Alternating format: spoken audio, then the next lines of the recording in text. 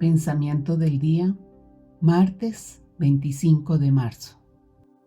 Aquí estoy. Nunca terminaremos de comprender el valor de vivir el momento presente. Lo cierto es que si vivo el presente, conmigo está Dios, en lo que Él quiere para mí, en ese momento y en su gracia actual. Y si no lo vivo, Dios no está conmigo y yo no estoy con Él.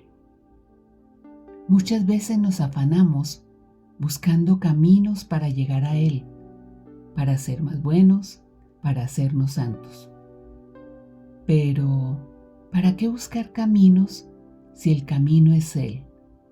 Y Él está allí, eterno presente, esperando que en cada momento de la vida que se nos da, pueda entrar a colaborar con nosotros para obrar con y en nosotros y hacernos realizar obras dignas de hijos de este Dios. En fin, la vida sería simple, nosotros la complicamos. Bastaría acoplarse bien en el presente, con todas sus alegrías, sus imprevistos, sus penas, sus debidos esfuerzos, y todo se deslizaría por sí mismo como si un poderoso cohete nos llevara a la eternidad dichosa. Chiara Lubich, Volver al presente, editorial Ciudad Nueva.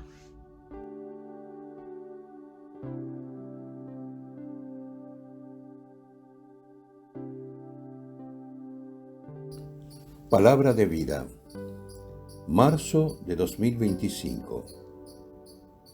¿Cómo es que miras la paja que hay en el ojo de tu hermano y no reparas en la viga que hay en tu propio ojo? Evangelio de Lucas, capítulo 6, versículo 41.